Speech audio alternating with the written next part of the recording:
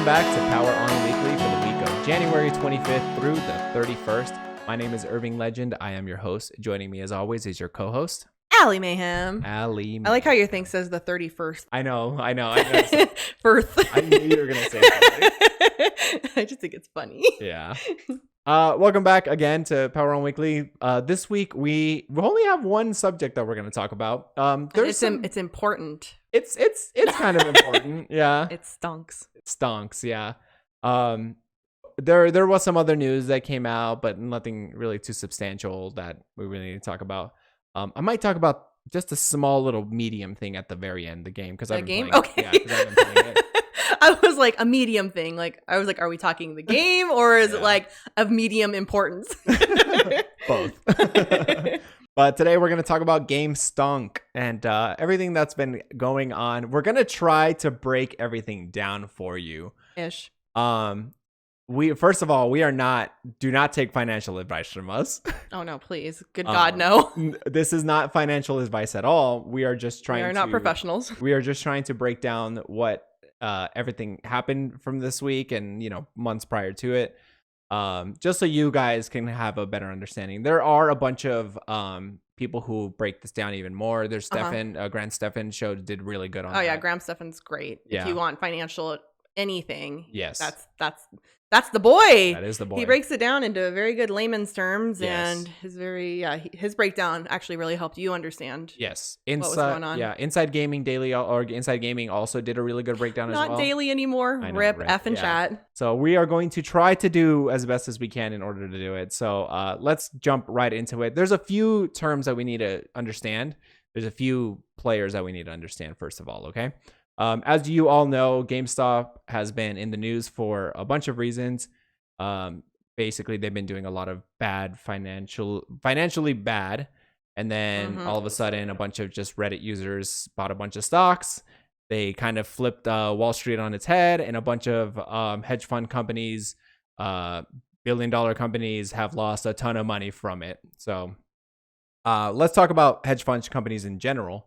So these companies are basically investment companies that partner with specific investors in order to manage their stocks.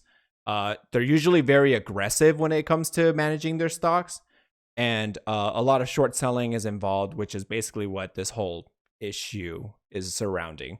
Now, the investment companies that mostly got involved with this is Melvin Capital, as well as Point 72 and Citadel as well. And think of hedge funds kind of like a bank, right? Where they you put your money in the bank, right? You give your stocks to these hedge fund companies, or for an example, like Rona also works with real estate as well, and she's in a real estate management property, right? It's a management company. Yes, they manage your stocks the same way that banks manage not even manage it, but they hold your money. And investment management companies like the one that Rona works for, they manage your properties. So then you don't have to worry about what tenant comes in, anything like that. They just pretty much take care of everything for you. They take their cut. Yeah, yes. They take their cut, but they do all the hard work for you, and you just sit back and earn money is the idea or the goal. Yes. So that's basically what these hedge fund companies are. Now, let's talk about short selling is what it is. It's when a hedge fund company, they borrow your stock, okay? They borrow your stock and they sell it, okay? They sell it when the stock is high. So let's say GameStop was $10, right? They sell it when it's high. And then you have to give them back that stock within 30 days. So you wait until it's lower, about $5, let's say, and you buy back that stock again. So since you sold it for 10 and you bought it back for 5, you actually get a $5, a $5 profit. Yes. Because the seller technically made money on it. Mm-hmm. Because they were borrowing the money from You're borrowing the stock from. Yeah. Yeah. So at the end of the day, that person will always have a $10 stock. Yes. Regardless of if you make money, if the hedge fund makes money or loses money. Mm-hmm. But that idea is that they bought it back for a lower price, so they keep that difference basically. Yes, the hedge fund companies, they keep that difference. Now, this is obviously not just one stock and low monies like this. They're really aggressive, and they try to try to see where like companies are going to be like either dipping down, or they can take advantage of it and be like, where this company is going to be going under really soon, let's, sell it now. And then when it does go under and it becomes like a really low stock, then we buy it again. And then that's how we make the difference. Right. So it's very legal, by the way. This is just how it's always been. And it's a huge technique that a lot of people have done to make a lot of money. Like it's been done for years. When I was first learning about trading and everything, I did read a little bit into it. I didn't quite understand how the profits were made, but I knew it was a thing. And the thing is, though, anywhere you read, they say it's so risky. Yeah. It's basically a potential gamble on your money versus like a long-term investment where you're putting your money and you're holding, and in time it's gonna go up just even because of inflation. Yes. Like the issue of short selling is it's known to be very risky. And it's very well known that people who don't know what they're doing will lose a lot of money. So it's all this news is not surprising. It's not surprising that people have lost so much money once people figured out how to do it to their own gain. Yes, exactly. One last example I'm going to give for short selling, if you're still trying to wrap your head around it, is this. And this is I found this online and they explained it really well. Now, let's say, Ali, you are the investor in this and I am the hedge fund company, okay? You let me borrow the medium, okay? Let's just say the medium is $60, okay? You bought the medium physically, you're going to let me borrow it, okay? And you're like, all right, you can borrow it, but I need it back in like 60 days, and in 30 days, okay? So I borrow that, and then I go to GameStop immediately. And even though it's a brand new game and it's kind of used, GameStop will give me, let's just say, $40 for it, right? Like today. It just came out last week. It's $40 today. I give them that. I gain $40. I still have to give you that game back, but you gave me 30 days in order to do it, okay? Now, I'm going to wait pretty much up until the 30 days, say I'm still playing it, and wait until, and then go back to GameStop, and they're going to sell the same game, the medium, for $20, and I'm going to buy that, and I'm going to give it back to you. And in turn, I just made $20 because I sold it for 40, bought it back for 20. The difference is 20. That's a really good comparison. Yeah. And I think the easiest way to kind of stay in that gaming realm and kind of talk about what has happened with this is it's kind of like what's happening with the consoles, right? Yeah. There's a short supply and a huge demand. Yeah. So people are able to then go on to eBay and sell a PlayStation for over $1,000. Yes. Yeah. So like it's all like this whole thing is about supply and demand as well. Yeah. So Wall Street Bets is the is like the site, that the Reddit site that they basically say if Bloomberg got it, or like if 4chan got a terminal into Bloomberg, is what they said. They're a really memey group. They're like, they give financial advice. It's pretty dodgy, mostly memes, but like they have been keeping an eye on this trend of these investment companies, hedge fund companies, looking at like things that will die down due to just it being not really these companies not doing so well, or due to effects because of everything going on. So companies like GameStop, AMC, because obviously no one's seeing movies or anything. Express has been kind of up in the air a little bit. Not Express. Yeah, BlackBerry, Nokia. I had some other companies as well on here. What are they? Okay, yeah. And Bed Bath and Beyond. Yeah. Other companies that could probably be considered for this are like cruise lines right now. Yeah. Airlines. Anyone affected by the thing. Yes, but these specifically, because they like, unlike because these are constant ones that are constantly shorted, constantly right? Being like going down, and things that probably won't recover even after COVID, because like the cruise lines and the airlines, they'll recover, but like I don't know, AMC is kind of up in the air. I meant though, like if you're looking in that short window of like 30 days again, you're gonna probably have dips and dips and dips. Okay. I mean, yeah, after COVID, those things definitely will begin to recover. But I just mean like in the short term, though, those are things that probably could be considered in the short selling too. But yeah, basically things that are hurting. Yeah. Sorry. No, it's okay. Yeah, but it like I said, they have been keeping an eye on these companies who have been going for like a steady decline, and they've noticed that hedge fund companies were going to try to short sell them. So what they did was they started buying a ton of stocks in those companies when they were really low, really crappy. Like $2. Yeah, like $2, $3, $4, like really crappy. And basically they were buying those, and up to like just for an example, like GameStop, like 90% of the stocks were gonna be short sold. And because of that, that's why GameStop is such a huge, it's skyrocketed like crazy. Now, what happens is when a ton of people buy a bunch of stock, that then increases the value of that stock because it's being perceived as a need. Yeah, or a want, or... Mm-hmm.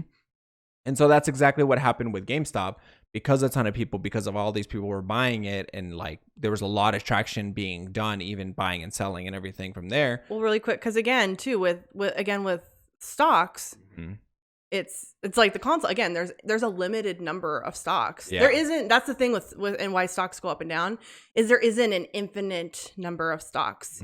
Stocks are only available when they are being sold, and like that's it. Like, so if you want to buy 100 stocks and there's not someone out there selling 100 stocks at that moment, then you can't get it, or you need to offer more until someone goes, oh hey, I'm willing to sell you 100 stocks at that price. Like, I think that's something that people don't really understand, is like that's how stock values go up and down too. Is it's a supply and a demand. And it's very, very rare for there to ever be more stocks than what is out there. No, and that's exactly what happened. Since the demand for the stock was needed, it shot up like crazy, and it was like up to like $400 at one point. I looked today, and like 3 days ago, the 28th, it hit $480 as the daily high. Wow. It went negative that day, but the high was $480. Yes. And I mean, it's crazy because the hedge fund, well, sorry, go ahead. No, I was just saying, that is crazy, because the stock was $2 3 and 4 months ago. Or like less than a year ago. And so because these Wall Street Bets investors now have that stock, they have a lot of leverage into how they can distribute, like sell those stocks basically. So hedge fund companies need to buy back those stocks one way or another, because they owe their investors that stock. It doesn't matter if it was worth $3 there. Now it's worth X amount. You still owe them that stock, or that still their stock. So that's why it's crazy, because it's the same thing. Like it's like if I borrowed the medium from you and I went to GameStop, and then for some reason a ton of people, or you couldn't find the medium anymore and everyone wanted it, so people were willing to spend $500 on eBay for a copy. And I promised you that I was going to give it back to you, and we had a contract, that I have to give it back to you. I'm going to have to now pay a ton of money just to give you back the medium when I try to do a short sale, basically. Absolutely.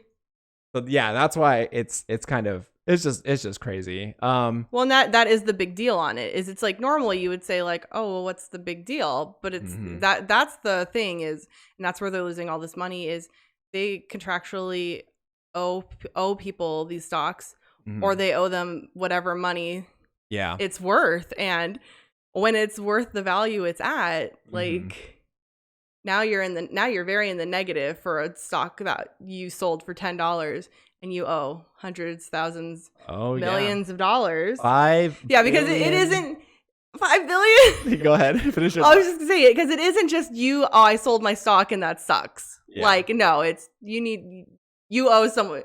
It's like you owe someone. $5 billion. Melvin Capital and a bunch of other groups collectively have lost, where Melvin Capital actually needed assistance from Point72 and Citadel with a $2.75 billion cash infusion in order for them to pay back their investors and try to like make amends and everything, because Wall Street Bets people and people who bought these stocks, they're holding on to them. They're not selling them. And they're holding on to them so that they have that leverage. And to really, I think at this point, right, a lot of it isn't even about, oh, we want to make money. Like, these guys are going to make a shit ton of money when they do. But a lot of it is like principle and just kind of finally doing like sticking it to the man and sticking it to all these people who take advantage and make all this money. So where like the next question from here is like, where does this end? So hedge fund companies have to somehow get those stocks back. So like if they're still holding on to these GameStop stocks like past the 30 days, they have to give their investors something in return, right? And is that what you just said, where they have to give them at least money, basically? Is that the resolution? I mean, I don't know how this works, right? Because here's something that we've kind of left out, and that this is where I don't understand how things work, because it just makes no sense in my head.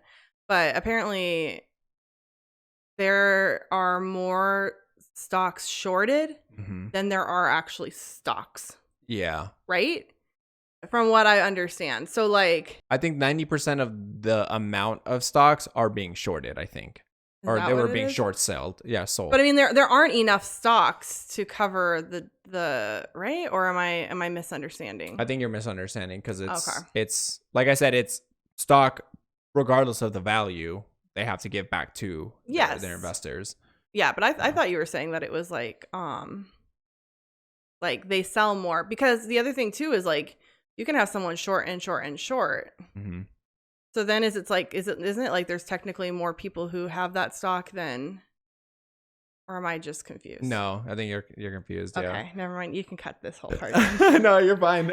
Well, that's the thing, right? Like this is so like for a lot of people, like a good majority of people that aren't invested in the stock market, like this is all really weird and new. Like that's why it's like news. Well, and I understand, because that's the thing too, is like, I mean, I'm definitely said no professional, but like I'm investing, and like I understand a lot of basics, and I know what to do with my money. But yeah, there's like all these like tips and like these trades, and like the Forex and the day traders do some really similar things. Yeah. Where they buy low, sell high, and they try to do it within a day. Yeah. In fact, they'll sell every minute, every hour. Like, well, yeah. So it's a lot of the same thing though. And like, it may be like a different thing. Like day traders are buying low, selling high, but it's all these same like little tactics. And they're all so risky, and they're all, but people make so much money on them. Yeah. And like, but they all have their risk, and I mean, this right here shows, like, I don't know where I was going with. No, you're good. I mean, like, right now, GameStop is around like 300 something, like hovering around there. It's been pretty like steady. A lot, like I said, a lot of people are holding on to these, and most likely these hedge fund companies will just have to, do a buyout for their investors who lost. Oh, that's where we were going. I'm sorry. I forgot what led to that. You're good. Yeah. Who will have to give back whatever it is owed to them, like whatever that stock is valued at, they're going to have to. I was going to say, I imagine on that 30th day, if they can't get that back, they're going to owe them whatever the value of that day is. Yeah. That would be my assumption, my best guess on what will happen. And I mean, at that rate, it's still so much money. So at that point, do you think the actual value of the stock will just plummet? No. No? You think it's gonna stay like pretty consistent up there? Yeah, I mean, well, because I don't know. It's hard to say with that like 30-day window. Like, do you think that 30-day window is like set in stone, or do you think these investors who know they have some money in GameStop are going to be like, all right, we'll give it some time? Like, it depends, because like if you're an aggressive investor, you're constantly selling, you're constantly chasing the ups and the downs. So it just depends on if they're going to go, okay, well, we'll hold out and wait for that to go down. Like, yeah, because at the end of the day, investing is a long-term thing. So if you know that they owe you money, you could just be like, all right, I'll hold out for such and such an amount of time. Yeah. We'll wait and see where it goes. But again, that could also backfire on its own. I don't know. Yeah. I mean, I'm sure they have to have, I'm sure they have to have things in place for something like this. Like, but I just don't think they have anything in place for something this extreme. They probably have funds to cover losses. They have to. Yeah, for sure. But I do also remember the term for it. There is a tax thing for losses for shoot, what is it called? Basically though, like if your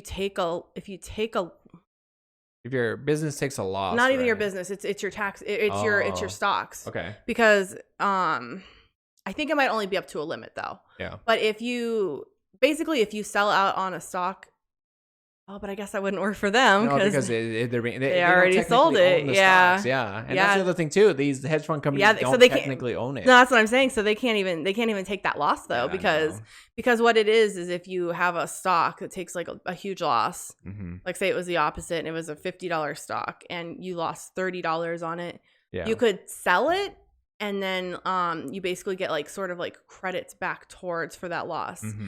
There's a term and there's a lot more. It's a lot more in depth than that. But yeah, I mean, I was about to say that, and I mean, they don't even own the the stock, so they their investors can't even take advantage of something like that. Like, they're out.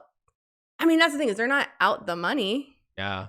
Like, they're just owed the money. They're just owed it. Yeah, I mean that's like such a hard. It's a hard thing, right? Because neither of you own that.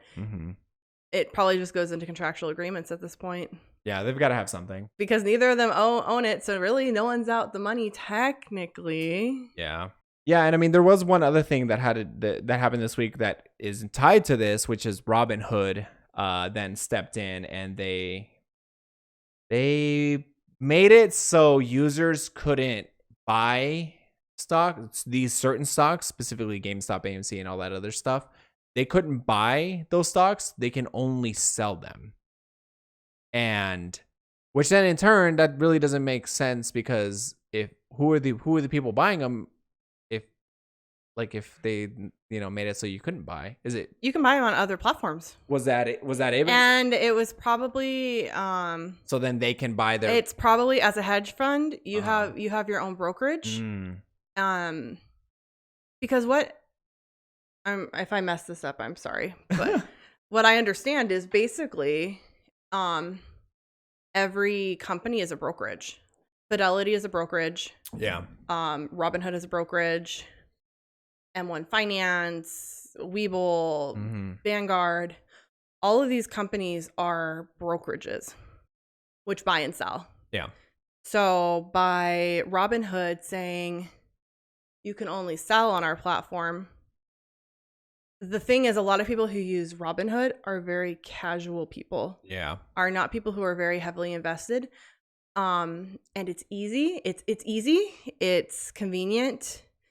And I'm pretty sure the reason it happened on Robinhood, from what I understand, is a lot of the people on Reddit were doing this through Robinhood specifically. Got it. So yeah, if they stop your ability to buy and you can only sell, then anyone who wants to sell, it goes back and it's opened up to that brokerage. Because these companies, these hedge funds, I don't know if they have their own brokerages, but chances are they do, or they're using another company where they were able to then buy it. Okay. And it was kind of making it less accessible to the everyday person, who is the person that is leading this and making it more difficult. And then too, because the other issue, right, is if you're on Robinhood and you were planning on buying, you can't. Yeah. And all of your stocks are on Robinhood. Yeah, you could go to another one. Like, I have multiple brokerages I use, but like, if you already have all your money in there, you then have to pull your money, move your money to another account. Yeah. It's making things less convenient. It's taking the time. It takes time for money to move into accounts. You can charge before it hits your account, but like, it's just the idea that the only one who is really benefiting from sell only are these big brokerages that they work with too, I'm sure and I'm pretty sure that that's where all the issues started coming into, is it's like, so you're supposed to be here for the average person, and now you're making it impossible for us to do what we need to do. Yeah. And the other thing with it too, which a lot of people who don't invest don't really understand, is buying stocks, even just 4 or 5 years ago, wasn't cheap, because when you would buy a stock, you would actually pay a commission fee to your brokerage. So this kind of stuff couldn't, and I think this is why this is also so groundbreaking, is this kind of thing didn't really happen. Yeah. Because it would have been way too expensive to do this without the promise of it raising up as much as it did. You had to have a guy. No, you didn't have to have a guy, but no, because like on a lot of platforms you would, like say I want to buy five GameStops, or even just one. It doesn't matter how many I buy, I pay a fee. Yeah. You pay a fee. You would pay a fee every time you would buy and every time you would sell. I mean, it wasn't cheap. It was like $4 to $10 every time. But you could buy like a big bulk, and it was only the $4 to $10. But every time you did anything with it, you would fee. And that's where Robinhood came in. It was so like groundbreaking. Is they said we're here for the average person. We're doing this no fees. Yeah. So you would go in, you'd buy your stock, and they would get nothing from it. And so you could buy a stock the same day and sell it, and if that stock only made $3, you weren't negative. Like in another case, if it only made $3, but Robinhood fee was $7, no point in selling it. You don't make any money, you know? So it made everything very instantaneous. So I think that's too where it's like Robinhood changed the game, because now no one charges fees. I was being charged fees when I opened our IRAs 4 years ago. Oh, wow. Yeah. So I was losing money every time I bought us something. Yeah. I mean, and like I said, no one does it now. Fidelity doesn't do it. Like even the big companies realized they were losing so much out to Robinhood. So it's just, I guess what I'm getting at is it's just really ironic, because it's like Robinhood was for the people, like, you know, doing all these great groundbreaking things when they came out. And they made this whole thing possible by doing that in ways like, or made it more easy. But then here they are at the end of the day, like kind of like, all right, well, we're here for our hedge fund bros. But also, I mean, maybe the hedge fund guys are the only reason they're able to do those free trades. So maybe they kind of have to back them up. I don't know. I mean, how do you run a business on no fees? Because that's how these places were keeping going. Yeah. So I don't know. I just think, I'm sorry, I'm totally ranting now. No, you're good. It's just really ironic. It is ironic. Yeah. When everything happened, a lot of people were pissed. Twitter blew up. Philly DeFranco was not happy. I took my $1.09 and my free stock, and I took it out. Yeah. Well, yeah. Go ahead. Well, and yeah, I mean, and that's the thing is I have investments in Robinhood. It's been my like playground for learning how to do investments outside of my IRA. Yeah. But when I heard about that too, it just rubbed me the wrong way, because it does feel very much like market manipulation to help them. And while it didn't directly affect me, I don't know how I feel about it. Like, yeah. So I've been like considering like taking my stocks and moving them somewhere else, because I don't know. It doesn't feel good to like know that you like. It would be different if they were like, we're not going to have trading or selling on this at all. Like we need to take a break. Something's going on. Yeah. But it did feel very one-sided. Yeah, but even then, like even limiting that in general, like stocks are just like it's a free market for everybody technically. That is the thing. It's a free market. And the fact that they like shut it down, specifically those that were being targeted and everything, like it's very shady. And you know, there's talks of like legislation needs to be pushed on, like, you know, managing and all this other stuff. It's a whole mess, but it's like people have been doing short sales for years, and the moment that like just the average person does it, now it's an issue. It's an issue because people, like your normal person's taking charge and people lost money. Yeah. But it's like people lose money in the stock market every day. Yeah. Like, do you know how much money like some people lost during 2008 with everything going on? Like, where they panic and they sold, which was really a bad idea, because if they had just kept their stuff in there, they would have a lot of money. But I mean, like maybe you weren't in the situation to do that. Maybe you had to pull everything in order to try and keep your home or keep your, I don't know. It's just very frustrating when it's like, finally, like that's what it always feels like, is like the average person starts to figure it out or do something with it, and it's a problem when it's never been a problem before. I mean, they're playing by the same rules, and that's the issue. Is it's like, how is that a problem? They're playing by the same rules. They just figured out your game and are just playing it better than you. Yeah. Yeah, that's what happens when you sell a free-to-play game on Apple Store, you know. Called Robinhood? Robinhood, yeah. Robinhood, men in Reddit. Yeah, men, yeah. And, you know, they find the infinite money glitch, and yeah. Sorry. Well, all I know is those people, when they do sell, are gonna probably make good money. I feel bad for any scrub that like in the first 48 hours of it happening hopped on just as like not knowing, understanding any of this, and then freaking out when it went down and sold it for less, and now it's. Also, I want to say one thing too, because Don't gamble your money. Well, yes. The only advice that I'm gonna give is don't believe. Also, don't jump on the hype. Not at all. Because I've seen a lot of people being like all these meme things. It's like Dogecoin is back. Like it's coming up. We all have to buy. Let's all buy. And like Dogecoin is like literally like it was like 0.2 cent. And now it's up by 8. And we're like, oh my God, we're doing things like, oh, let's hit $1. And like now, like all the people who are like, all these influencers like buy Doge are like, they're pretty quiet now because now it's a shit. It's a really bad like investment right now. It's back to where it was. It's like, you got to be careful. Just be careful. Don't believe the hype. Don't, the people who got a lot of money in this, it might be really enticing to be like, oh, is it too late for me to jump in? It is. I'm going to tell you right now, it is, because 100%. these people have been looking into this for months, and it's very well strategized, and not just the average person can just jump in and be like, I'm going to buy this and call it a day, and now I'm rich. Like, no. So that is the only thing I'm going to say. Like, yeah. Again, we're not professionals, but this is just some life lessons that we've kind of gone by with investing. Yeah. And the two big things is don't invest emotionally. Yes, that too. And that includes, oh my God, jumping on the hype because holy shit, it's going up. Like, that's the worst thing you can do, is just, or to sell because, oh my God, it's going down, and you freak out because like I said, a lot of people who did that within the first 48 hours lost money, and now and look where it went. Yeah. The other thing is you really can't predict things. You can take information you have, like what people got to realize is this is not a normal thing in the stock market. Yeah. What is happening with this is not normal. It is not. This is not the kind of stuff you need to count on happening all the time. Yeah. Like, you need to, the best thing you can do is know the companies that you're investing in, know what's going on in their branding, know what's going on with their company, and figure out, do you think their company will continue to get better, or do you think things in their industry are going to get worse? Like, just like a random one that I did when we first started investing was Activision Blizzard.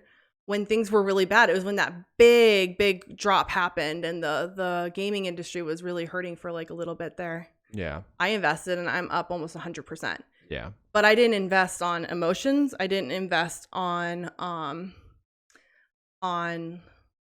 this idea that it was going to go up overnight. Yeah. I invested with the idea of, okay, I know what they're planning.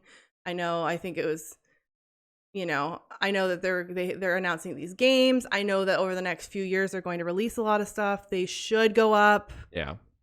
I mean, and it's about like a long. The best thing you can do is just invest and hold long term. Mm-hmm. Not every investment's going to be a winner. Yeah. But like, again, it's like the reason I didn't have investments in GameStop is because I don't like their company. Yeah. I didn't think they were going to last very long. I don't know what their future holds. They don't really seem to have a plan or a good idea. So it wasn't a good investment.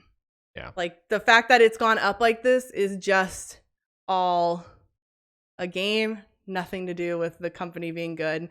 Nothing to do with like, oh, they're going to do great things in the future. Like, yeah. Like I said, invest in companies you respect, you think are going to do well, you enjoy, about, hold long term. Like, yeah. Don't jump into this stuff. Like, it's no joke. If you have a bunch of money, if you literally have money that you would go gamble on a table, sure. Yeah. If it was money you're willing to lose anyways, like that's how you have to look at even your safe investments. Yeah. This is money I can afford to lose if something were to go terribly wrong. Like, I don't know. The stock market can be very scary. Yeah. And so, I don't know. That's just my philosophy. Yeah. Just tiny little advice. Again, we're not professionals, so don't listen to anybody. No, I just really like talking about the stock market, as dorky as it is. I know you do. It's been an interesting 3 years for me in it.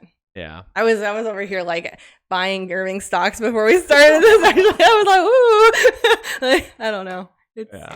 I like weird things. Sorry. No, don't be sorry. It's so I'm like, oh, this is the only time I'm ever gonna be able to talk about this on this show, probably. So let me bore everybody. Here's Mama Allie. Don't mess with your heart. Yeah. Look, I appreciate it because you're taking care of our investments. And you're taking care of our our retirement. So I'm trying. I trust you. I mean, you bought a house at 23, so yeah. 21. Oh, 21. Sorry. I started at 20. Yeah. So, that's basically it for the GameStonk fiasco. I hope you guys have a better understanding of what. Hopefully that wasn't confusing. Hopefully we made sense, and hopefully this is probably boring for a lot of you. Yeah, and I'm sorry, but I thought it was interesting for us to talk about. Yeah, so that's what happened. Let me know what you guys think about everything going on. Did you invest in GameStonk? Or I know that some people are like, I'm jumping on AMC, and I don't know, and all these other ones too. I think because of what happened with GameStop didn't hit the same success because people learn very quickly. Yeah. But yeah, let me know what you guys think. Did you lose money? Yeah, did you lose money? Yeah. Or are you just riding high right now? Or how, are you holding strong, Holdor? Yeah, just let me know. And last but not least, I do want to talk a little bit about the medium. I've played, I want to say about 6 hours of it, and I have some emotions about it. I want to say the good things first, okay? The concept is super cool. Really quick, how long is the game generally? I think it's how much more? 12 or 10 to 12 hours. So you're about halfway done, you think? I think so, yeah. Okay. The gameplay is really interesting and very unique. You play there's parts where you play both dimensions, and I think that's really cool. You can also go do an out-of-body experience in one dimension and like roam freely in there while your body is like literally stationary. And then there's some other like gameplay elements where you basically go between worlds, very similar to like Silent Hill, where you go back between them, where it's the same but you go back between. The story I feel is very strong. There's a lot of dark elements in this game, and it's a little unsettling for some topics. I don't want to spoil too much about it, but it goes into some dark areas as far as like just how gross humans can be, and it also kind of tries to show the duality of like situations that happened to you when you were younger, maybe affected you long term. And it's really cool because the setting also takes place in Poland, and in some parts of the game too, it does like either flashbacks or it talks about things that happened back in like basically World War II when like the Germans basically took over Poland. And there are some like Nazi elements and Jewish elements about it too. So you could assume what happens in some situations in that. And I think that's also why it's just pretty dark as well. But so far, I think it's really cool. Visually, it's really nice. You know, the gameplay is really cool as well. It is a walking simulator. It is going up to things, pushing X, and doing a few puzzles. The puzzles really aren't that hard, and it's very much a walking simulator. You do have some chase sequences with like an NPC, like an enemy, but I wish there was more combat. This is so close to being a Silent Hill, Resident Evil style game, where you have enemies that you can interact with, where you combat with, and you're limited on resources, whether it's ammo or like you can only hit them with like a bat or something. And like I would have loved to have that in this game because it's not really scary at all. It's just really dark and creepy, unsettling. Yeah. But I wish that they added a little bit more supernatural elements to it that you can fight. Like whether it be like because this kind of reminds me of Alan Wake. Like Alan Wake, the way he defeated his enemies was to shoot like, you know, light at them, and that would like disintegrate them and stuff. If you are familiar with Layers of Fear and other games that Bloober team did, this feels very much like that. How you're just like going through the motions and story is happening around you while creepy things are also happening. There are certain parts of the game where it's basically just that, where you're just learning about the story, you're hearing, you know, people talking, you're reading notes and everything, and you're just walking through creepy looking places. So if you play Layers of Fear and you're a fan of that team, then I think you would really like it. Do I think it's a like $60 game? Buy it straight up? No, I don't think so. I think this is perfectly set for Game Pass, and it really shines for a Game Pass title. So it's an experience worth having at a certain price point. Yes, either buy it or rent it when it's cheap, or you know, borrow it from a friend. What would your price point be? Probably like it's like $30, like max. 30? Okay. Yeah. But because I have Game Pass, I'm really happy with it so far. A lot of outlets have been giving it an 8 or a 9. Again, I'm not done. Right now it's setting at a 7. I want to say that if the story goes where I think it might go, or if it actually goes a different way than I'm thinking, it might go up a little bit more. But I do find the story really, really compelling. So if you have a Series X, first of all, it's also Series X only or S only. It's not available on that Xbox. And you have Game Pass, definitely give it a shot. Like I think you'll enjoy it. But yeah, that's my quick little thing about the medium. Anything else you want to add? No, because I didn't play it. Yeah. Do you want to play it? Because I thought you were gonna stream it. I know. I thought about it. I thought I was gonna watch you stream it, but yeah, I probably should have. Like after playing it for a bit, I was like, I should have done this. But I might revisit it. Actually, I might just replay it again. I wouldn't mind replaying this on stream, so more people can get more people can experience, because I think it's a cool game. And it's technically the first party Xbox game that has come out. So there it is. Yeah. Have you played the medium? I want to know. If you have, let me know what your thoughts are in the comments below. But that's basically it for this week's episode of Power On Weekly. We went on a lot about GameStonk, but I know it's funny. I didn't expect to, but yeah. I just really like talking about money. Yeah. For all your financial needs, don't come to us. Yeah. Just because we like to talk about shit doesn't mean we actually know what the heck we're talking about. Yeah. But thanks again for watching, and thanks again for hanging out, and we'll see you guys next week. Take care. Bye. Bye.